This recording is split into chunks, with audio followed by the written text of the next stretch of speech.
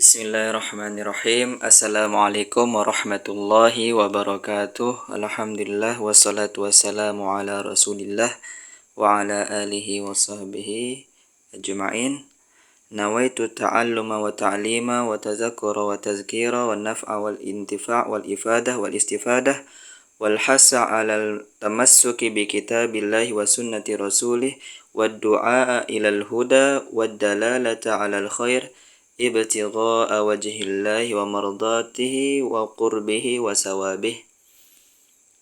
Allahumma anfa'na bima 'allamtana wa 'allimna ma yanfa'una wa zidna ilman nafi'a warzuqna 'amalan salihan mutaqabbala amin ya rabbal alamin. Naam, sekarang kita akan melanjutkan membaca hadis Mukhtarul Ahadis. Sekarang kita akan nomor 121. Langsung saja kita baca. Bismillahirrahmanirrahim. Qala al-musannifu rahimahullahu ta'ala nafa'anallahu bihi wa bi'ulumihi fid dharain amin. Wa qala Rasulullah sallallahu alaihi wasallam idza uqimatis shalah fala ta'tuha wa antum tas'auna. Apabila salat ditunaikan, maksudnya sudah iqamah gitu ya, maka janganlah kalian datang sedangkan kalian terburu-buru berlari, tasawun, terburu-buru. Waqtuha wa antum tamshuna, datangilah salat itu sedangkan kalian berjalan gitu, dengan kondisi berjalan. Wa alaikumus sakinah, hendaknya kalian dalam keadaan tenang. Fama adraktum fasallu, maka apapun yang kalian dapati dalam sholat, maksudnya masbuk gitu, maka ikutilah imamnya gitu. Dia berdiri atau rukuk gitu langsung. Wa ma fatakum fa'atimu, dan apa yang ketinggalan darimu maka sempurnakanlah. Ruwahul Bukhari wa Muslim. Hadis ini diriwayatkan oleh Imam Bukhari wa Muslim. Hadis ini sudah kita baca sebelumnya di awal-awal. Sekarang kita ke hadis 122. Idza uqimatis shalah fakabbir.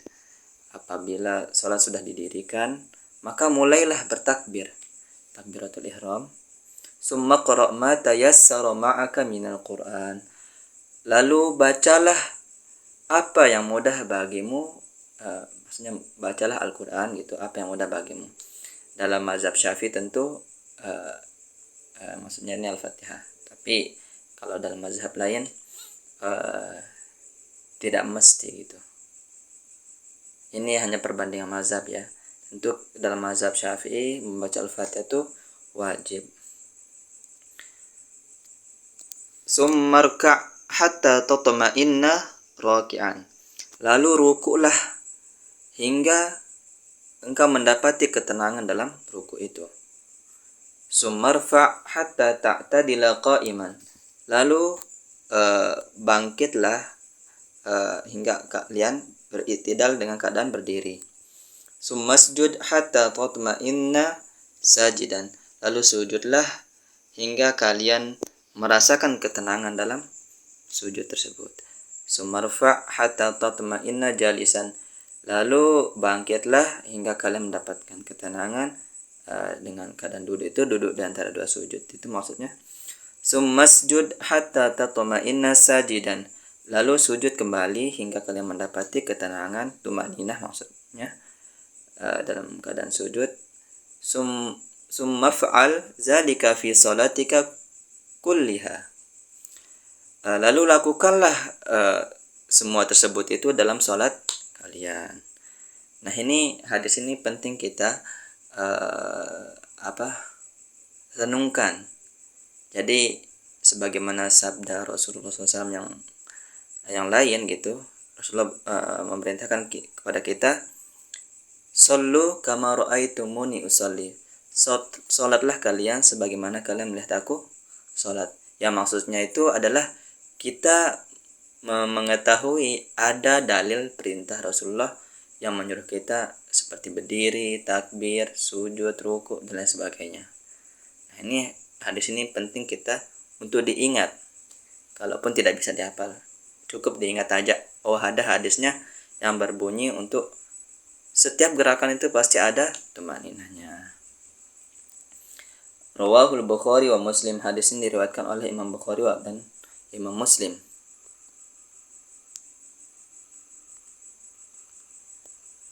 Lalu hadis ke-123, idza qurriba ila ahadikum ta'amuhu wa fi rijlaihi na'lani falyanzi' na'lai. Apabila salah satu di antara kalian disuguhkan makanan, sedangkan kalian masih menggunakan terompa kalian atau sandal kalian, falyanzi' na'lai, maka lepaslah terompa atau sandal kalian itu. Mengapa? Fa innahu arwahu lil qadamaini, karena itu lebih baik, lebih nyaman bagi kedua kakimu. Wa huwa minas sunnah, dan itu bagian dari sunnah gitu.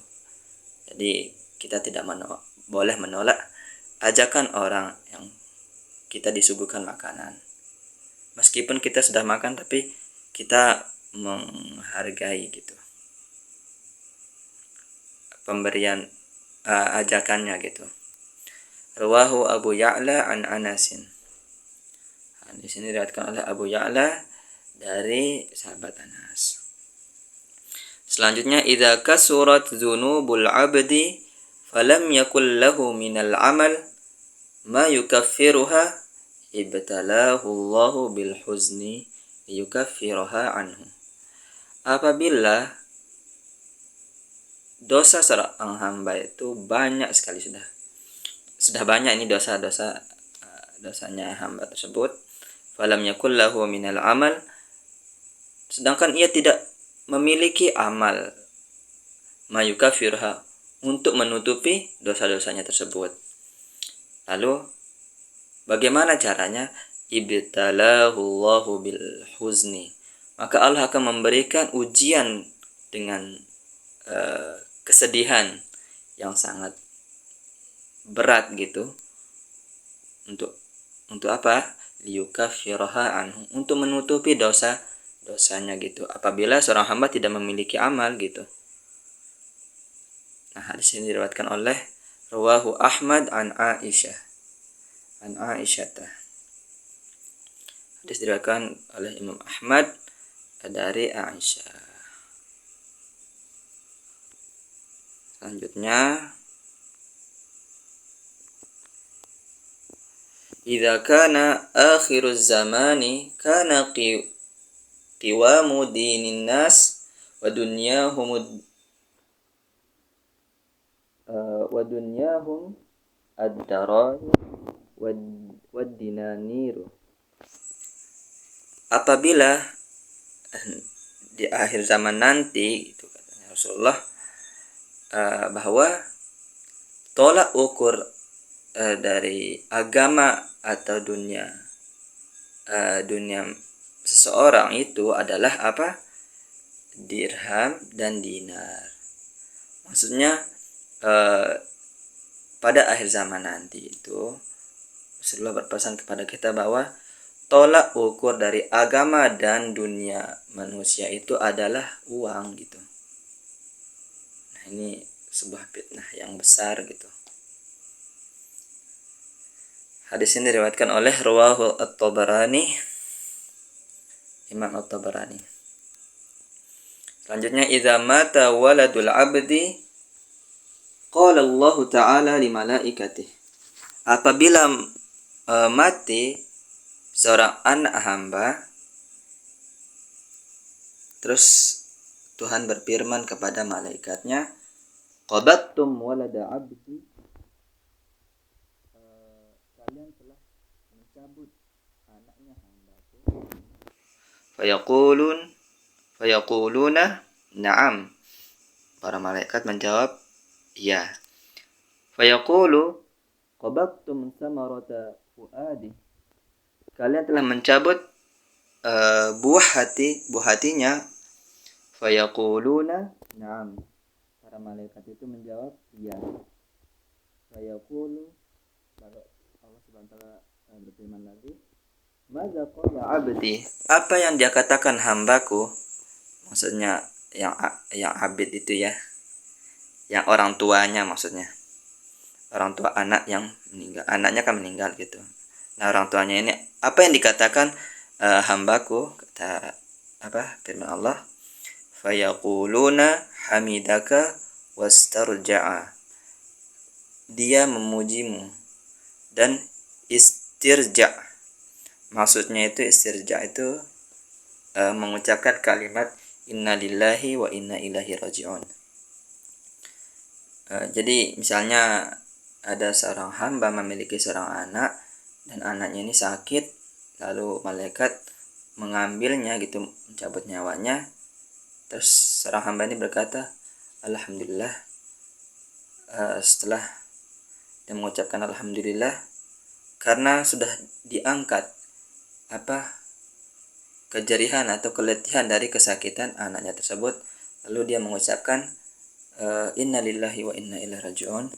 Maka apa kata firman-Nya Allah, fayaqulullahu ta'ala, maka Allah Subhanahu wa taala berfirman, ibnu li abdi, bangunkanlah untuk hambaku ini baitan fil jannah, sebuah rumah di surga, wasammuhu baital hamdi, dan namai rumah itu rumah pujian. Nah, jadi ini salah satu yang dianjurkan oleh Rasulullah untuk mengucapkan apabila kita memiliki seorang anak buah hati, maka kita ucapkan alhamdulillah dan innalillahi wa inna ilaihi raji'un. Rawahu At-Tirmizi an Abi Musa. Hadis ini diriwayatkan oleh Imam At-Tirmizi dari Abi Musa. Selanjutnya, idza matal insanu inqata'a amaluhu illa min salasin. Apabila seorang meninggal, maka terputuslah amalnya kecuali min salasin. Ini dalam 3 hal. Apa yang pertama? Shadaqatin jariyah. Yang pertama adalah sedekah jariyah. Yang kedua, au ilmin yuntafa'u bih. Yang kedua, ilmu yang bermanfaat. Dan yang ketiga, au waladin salihin yad'ulah, dan anak yang soleh yang mendoakan orang tuanya. Nah, ini penting untuk kita tanamkan agar menjadi ladang bagi kita nanti di alam akhirat nanti. Rawahu Muslim. Hadis ini diriwayatkan oleh Imam Muslim. Idza nazala bikum karbun aw jahdun aw bala'un fayaqulu Allahu rabbuna la syarikalah. Apabila kalian diturunkan malapetaka atau kesedihan atau jerih payah atau ya bala, cobaan yang amat berat gitu, lalu mereka berkata atau berdoa, Allah adalah Tuhan kami, la syarikalah, tidak ada sekutu baginya. Rawahul Baihaqi an Ibni Abbasin. Jadi hadis ini diriwayatkan oleh Imam Al-Baihaqi dari Ibnu Abbas. Idza nazara ahadukum ila man fuddila alaihi fil mali wal khalqi falyanzur ila man huwa asfala minhu.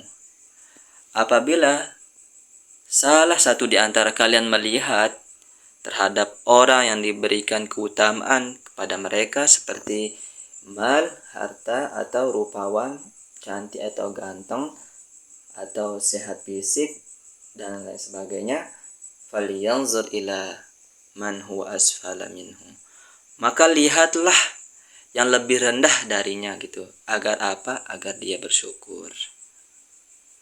Rawahu Syaikhani an Abi Hurairah. Terus yang hadis ini terakhir kita baca ya 10-10. Idza hamma ahadukum bil amri falyarka' rak'atain. Apabila salah satu di antara kalian khawatir dalam sebuah perkara, mau pilih ini atau itu gitu, gimana? Maka apa? Falyarka' rak'atain. Maka hendaknya dia ruku, maksudnya sholat 2 rakaat min ghairil fariidah, yang bukan sholat fardu ya, bukan sholat fardu maksudnya ini, sholat sunnah, maksudnya ini sholat sunnah istikharah. Summal yaqul, lalu ia mengucapkan doa selesai sholatnya, Allahumma inni astakhiruka bi'ilmika, ya Allah sesungguhnya aku astakhiruka bi'ilmik, aku memohon perlindungan kepadamu dengan ilmumu. Wa astaqdiruka biqudratik, dan aku memohon dengan qudrahnya Tuhan gitu. Wa as'aluka min fadlikal azim, dan aku meminta kepadamu dari karuniamu yang sangat besar. Fa innaka taqdiru wa la aqdir, sesungguhnya engkau yang mampu dan aku tidak mampu. Wa ta'lamu wa la a'lam, dan engkau mengetahui sedangkan aku tidak mengetahui. Wa anta 'allamul ghuyub, dan engkau maha mengetahui yang gaib-gaib. Allahumma in kunta ta'lamu anna hadzal amru khairun li fi dini wa ma'ashi wa 'aqibati amri faqdurhu li. Ya Allah, apabila engkau mengetahui bahwa perkara ini baik bagiku dalam agama dan kehidupan dan akibat dari perkaraku ini, maka takdirkanlah ya Allah untukku. Wa yassirhu li, dan mudahkanlah bagiku. Summa barik li fi, lalu dan berkahilah untukku di dalamnya gitu. Nah, ini sebenarnya lanjutan hadisnya ini ya, yang di atas ini. Wa in kunta ta'lamu anna hadzal amra syarrun li fi dini wa ma'ashi wa 'aqibati amri fasrifhu anni. Apabila engkau mengetahui bahwa perkara ini buruk bagiku dalam agamaku, kehidupanku dan akibat perkaraku ini, maka palingkanlah dariku wasrifni anhu, jauhkanlah ia dariku, waqdur lil khaira, takdirkanlah kebaikan bagiku, haitsu kana, sebagaimana mestinya, sumardini bihi, lalu ridailah aku dengannya, qala wa yusamma hajatah. Maksudnya ini catatannya, sholat hajat. Oh ya, hajatnya ini berarti sholat hajat ini, maaf ya, yang tadi itu bukan istikharah. Berarti ia menyebutkan dalam doanya ini, misalnya ya dari ini, Allahumma in kunta ta'lamu anna hadzal amru khairu li, hadza amru jodohku baik bagiku, misal jodoh atau bersapar, apapun itu, yang penting disebutkan sebelum ini gitu. Dan ini juga kalau dia buruk perkara itu, maka jauhkanlah, palingkanlah ia dariku. Wallahu ta'ala a'lam bissawab. Mungkin itu saja ana cukupkan. Wassallallahu ala sayyidina Muhammad wa ala alihi wasallam. Assalamualaikum warahmatullahi wabarakatuh.